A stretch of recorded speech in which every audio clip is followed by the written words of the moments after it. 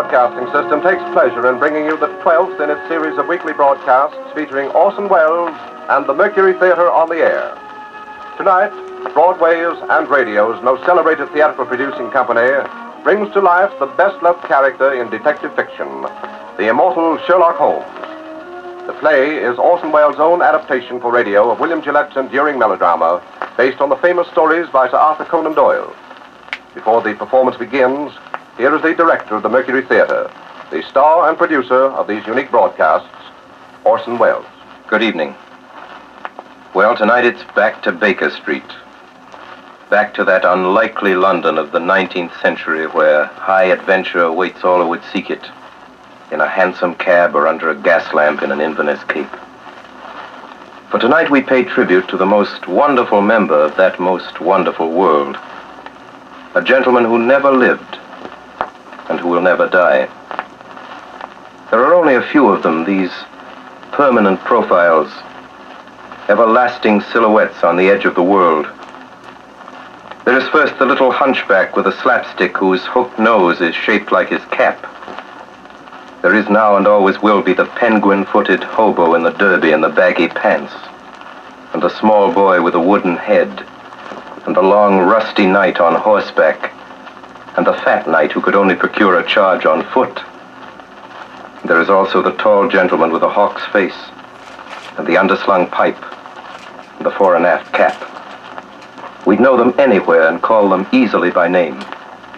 Punch and the Charlies, Chaplin and McCarthy, Quixote, Sir John, and Sherlock Holmes.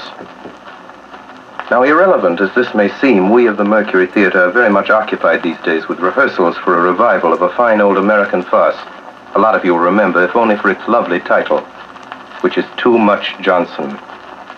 Its author was William Gillette, which reminded us, as it reminds you, of Sherlock Holmes. As everybody knows, that celebrated American inventor of underacting lent his considerable gifts as a playwright to the indestructible legend of the Conan Doyle detective, and produced the play which is as much a part of the Holmes literature as any of Sir Arthur's own romances, and as nobody will ever forget. He gave his face to him. For William Gillette was the aquiline and actual embodiment of Holmes himself. It is too little to say that William Gillette resembled Sherlock Holmes. Sherlock Holmes looks exactly like William Gillette. Sounds like him too, we're afraid, and hope devoutly that the Mercury Theater and the radio will take none of the glamour from the beloved fable of Baker Street, from the pipe and the violin and the hideous purple dressing gown, from the needle and the cigar on the window ledge, and the dry, final, famous lines. Elementary, my dear Watson, elementary, the mere child's play of deduction.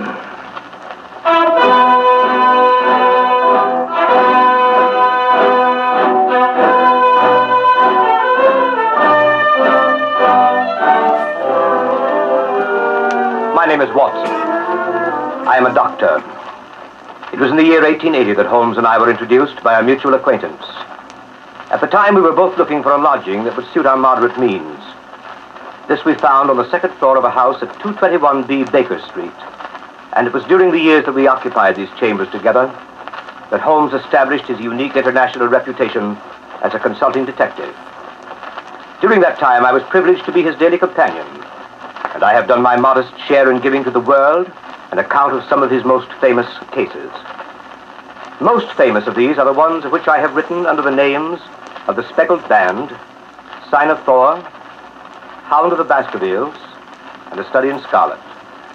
They represent, however, only a minute fraction of the 643 cases Holmes successfully solved during the years that we shared the lodgings in Baker Street.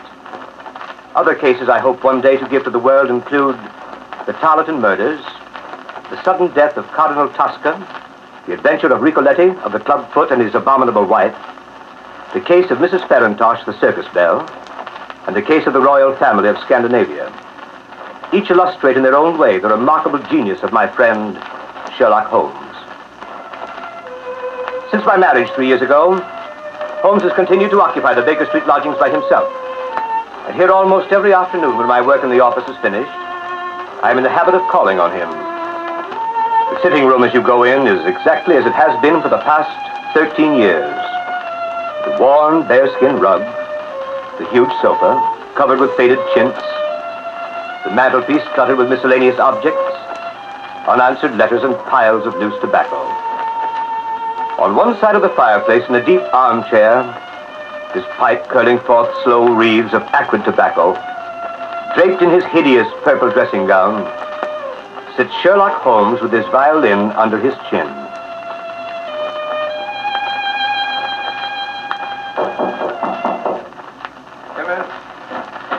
Oh, Watson, my dear How fellow. are you, Holmes? I'm delighted to see you. Perfectly delighted. Upon my word, I am, but I'm sorry to observe that your wife has left you. She has gone on a little visit. But how did you know? How did I? Well, I like that. How do I know anything? How do I know you've been getting yourself very wet lately, that you're an extremely careless servant girl, that you've moved your dressing table to the other side of the room? Holmes, if you had lived a few centuries ago, they'd have burned you alive. Such a conflagration would have saved me a great deal of trouble and expense. Tell me now, how did you know all that? Too simple to talk about. Scratches and clumsy cuts, my dear fellow, on the inner side of your shoe there, just where the firelight strikes it. Scratches, cuts. Somebody scraped away crusted mud and did it badly. Scraped the shoe along with it. There's your wet foot, my dear Watson, and your careless servant girl all on one shoe. Face badly shaved on the right side, always used to be on the left. Light must come from the other side. Couldn't very well move your window. Must move the dressing table. Of course. But how the deuce did you know my wife was away? Oh, what the deuce is your second waistcoat button, Watson? And what the deuce is yesterday's buttonniere doing in today's lapel? And why the deuce do you wear the expression of it? Oh, marvelous. Elementary, my dear fellow, elementary. The child's play of deduction. I'm only doing it for your amusement before we pass on to more serious matters. Oh, what is it now, Holmes? Watson, my dear fellow, the enthusiasm which has prompted you to chronicle, and if you would excuse my saying so, somewhat to embellish my little adventures, you occasionally seen fit to introduce a certain element of romance which struck me as being just a trifle out of place. Something like working an elopement into the fifth proposition of Euclid. I merely refer to this in case you should see fit at some future time to chronicle the case on which I am about to embark. The strange case of Professor Robert Moriarty. Moriarty? I don't remember ever having heard of the fellow. No, Watson, you haven't. It is precisely this quality of invisibility that makes of Professor Moriarty the Napoleon of crime. Sitting motionless like an ugly, venomous spider in the center of his web. But that web having 1,000 radiations and the spider knowing every quiver of every one of them. And within 48 hours, I'll have the lines drawn so tightly around him that he can't move. I'll arrest him and his entire gang. Why, Holmes, this is a very dangerous... My dear fellow, it's perfectly delightful.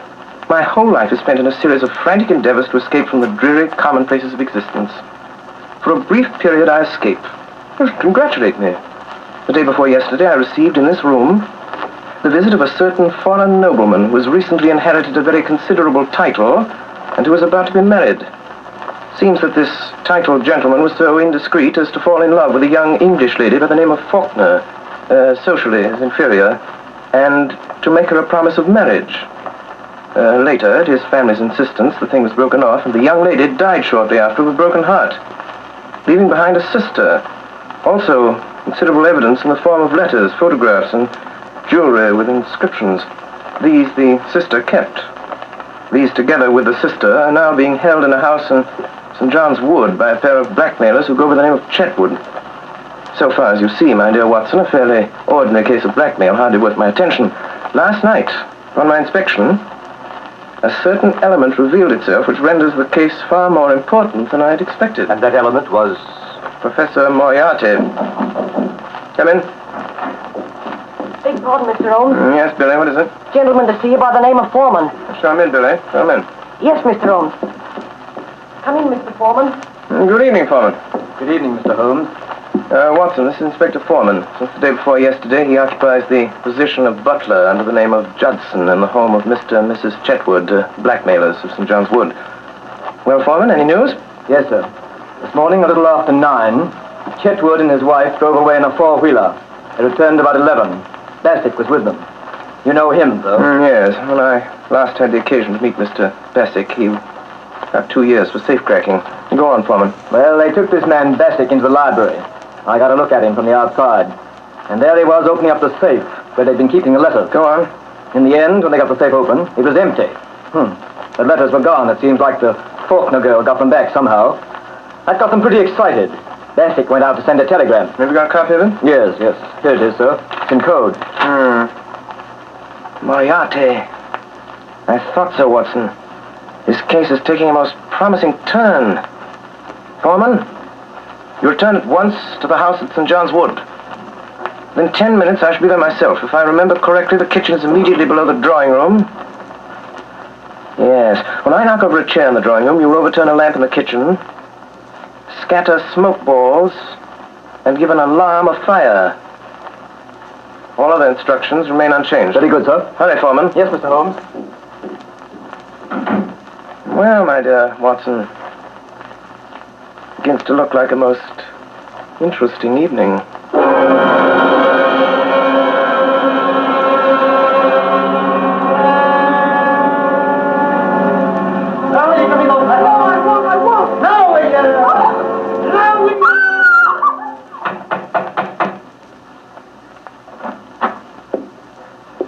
Good evening.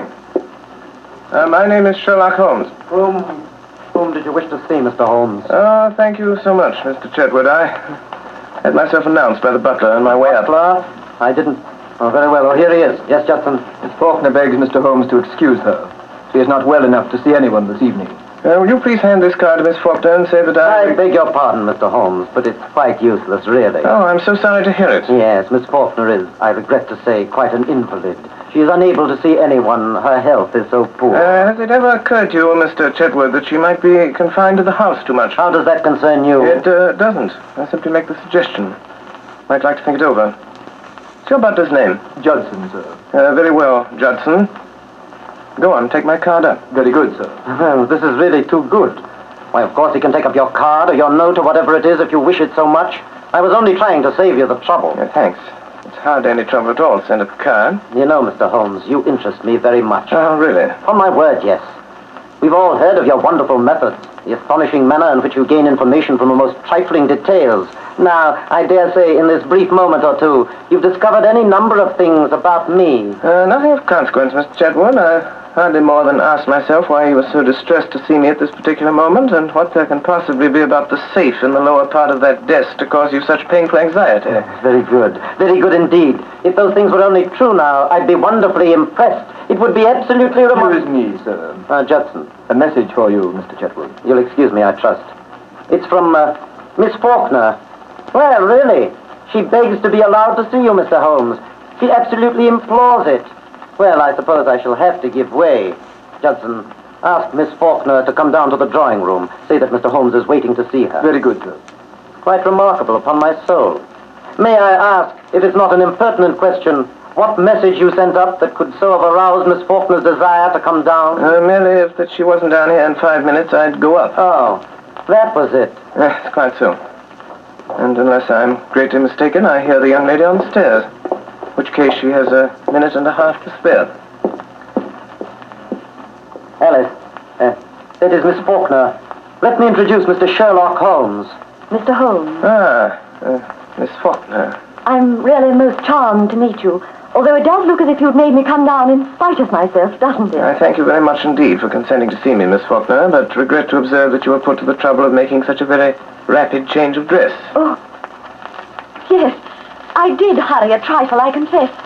Mr. Holmes is quite living up to his reputation, isn't he, Freddie? Come in. Yes, ma'am. What are you doing here, Judson?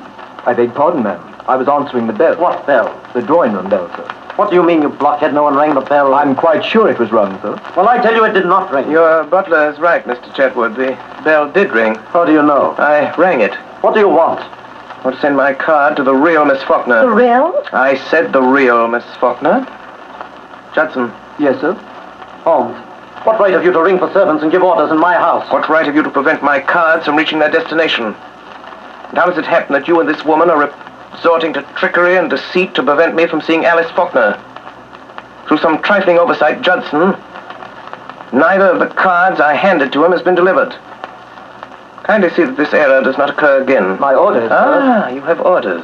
I can't say, sir. You were told not to deliver my card. What business is it of yours, I'd like to know? I shall satisfy your curiosity on that point in a very short time, Mr. Chetwood. Yes, and you'll find out in a very short time that it isn't safe to meddle with me.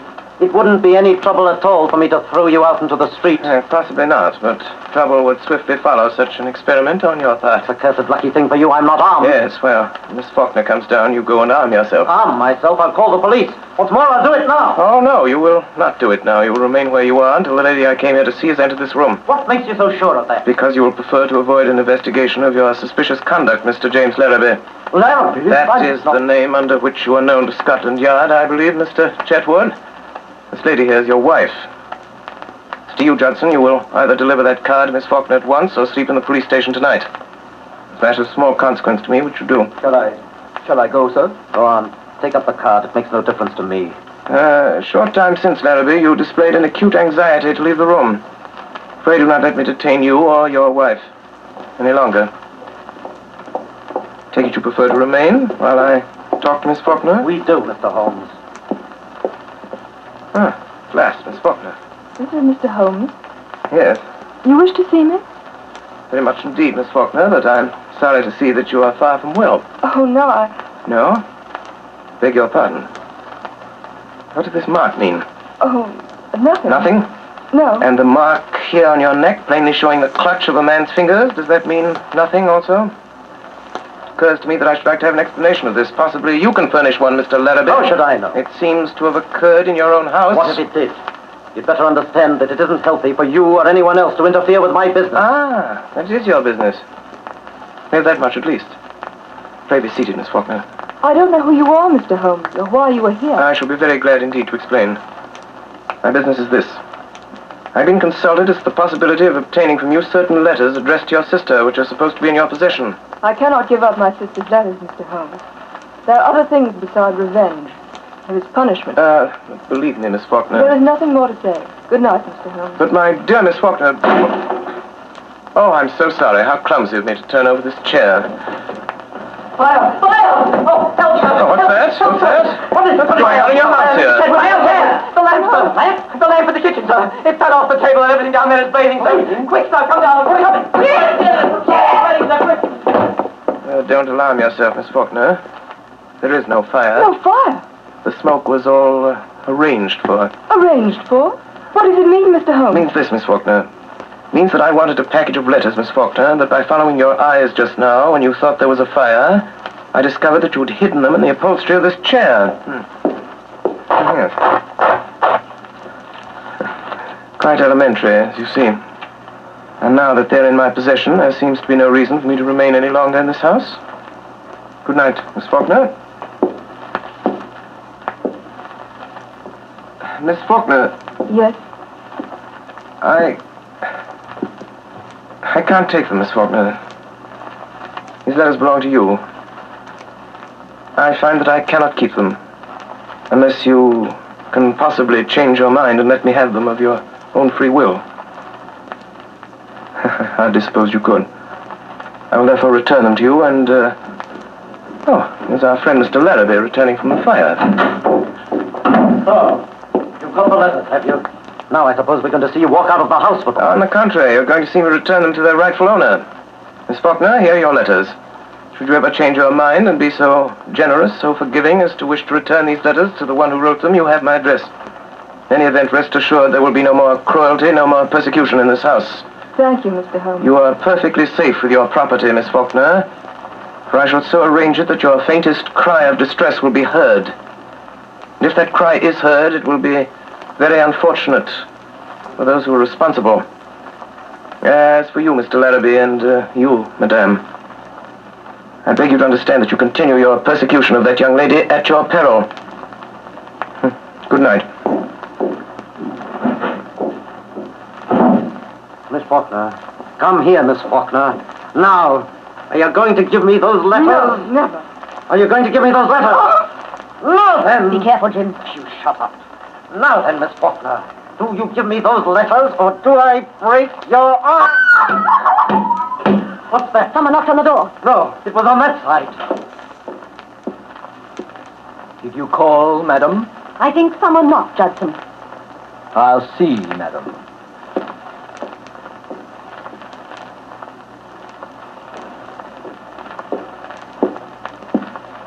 I beg pardon, madam, but there's no one at the door. Very well, you may go. He's got us watched. What we want to do is to leave it alone. Let the Emperor have it. Do you mean Professor Moriarty? That's who I mean. Once let him get at it, he'll settle it with Holmes pretty quick. Don't you worry a minute. I tell you, Professor Moriarty will get at him before noon tomorrow night. He won't wait long either. And when he strikes, it means death.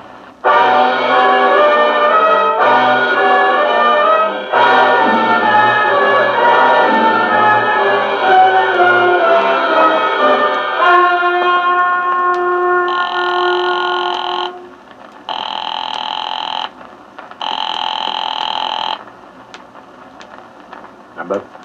82. 371. Correct. Moriarty speaking. Come in, Bessie.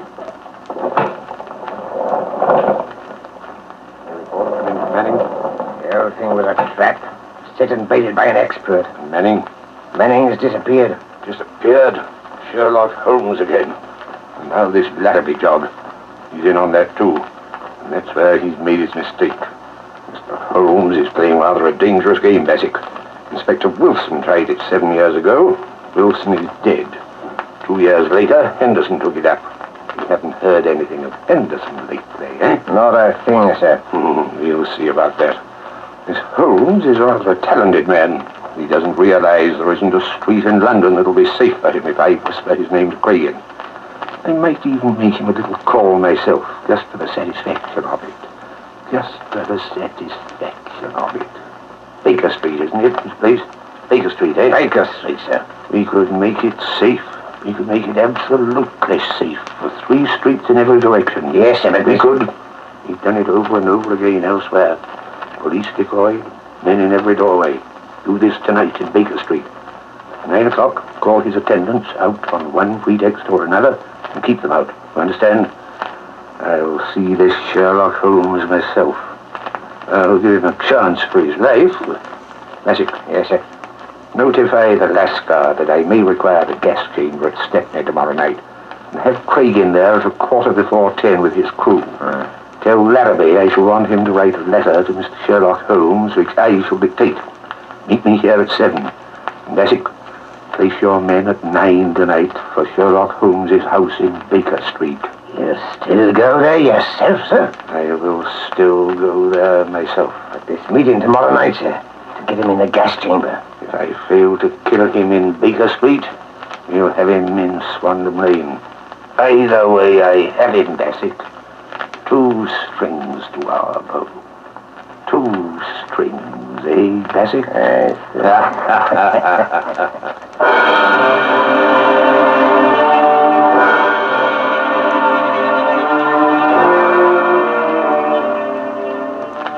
That evening, Holmes and I dined together at Scott's in Piccadilly Circus. After dinner, we went to a concert at Queen's Hall.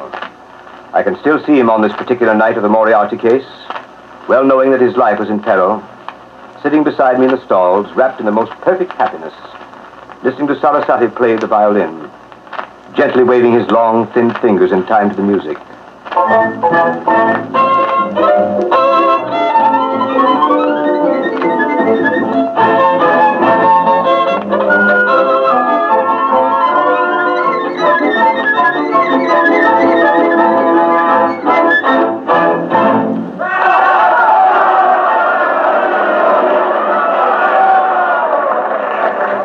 When it was over, he rose, put on his long coat, and started with long steps in the direction of the street. Come, my dear Watson. Go on to Baker Street. I have an idea that very soon we shall be receiving a most interesting visit.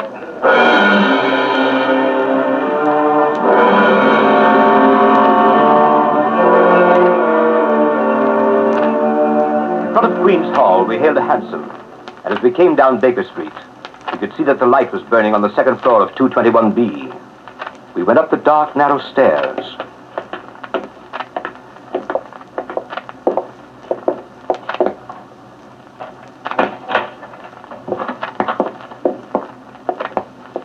Mr. Holmes. The boy Billy was waiting for us. Mr. Holmes. What is it? Mrs. Hudson's compliments, sir, and she wants to know if she can see you. No, where is Mrs. Hudson? Downstairs in the kitchen, sir. My compliments, and I don't think she can, from where she is. She'll be very sorry, sir. Our regret will be mutual. It was most terrible important, sir.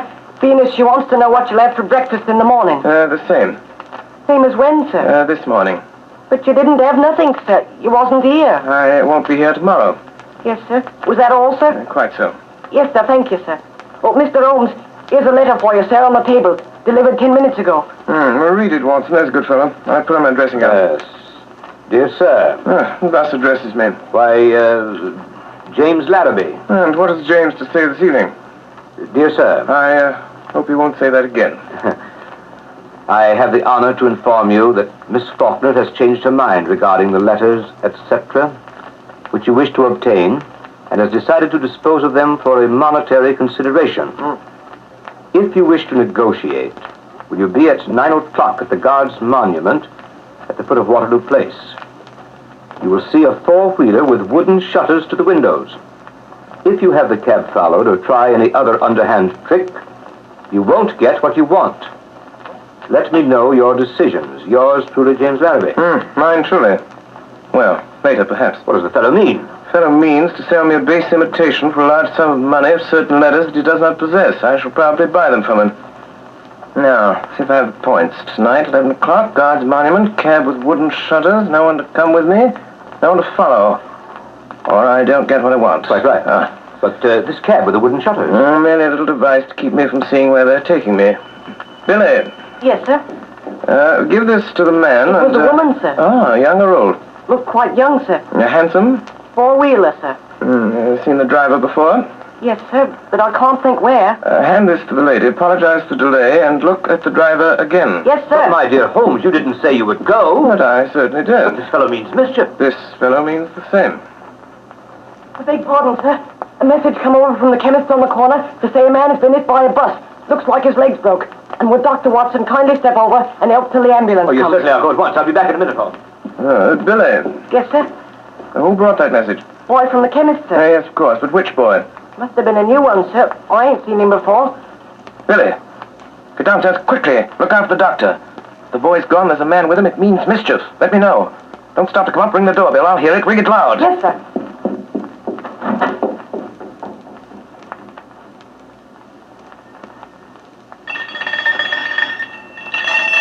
Look out, sir. Look out. Look out.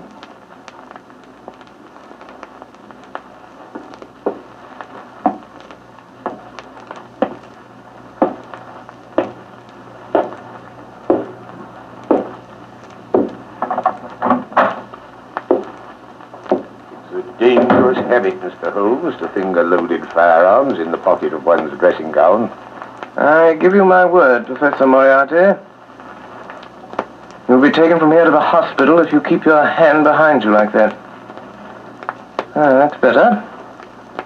In that case, please put your revolver on the table. You evidently don't know me. I think it's quite evident that I do. Pray have a chair, Professor. I can spare you 5 minutes. If you have anything to say.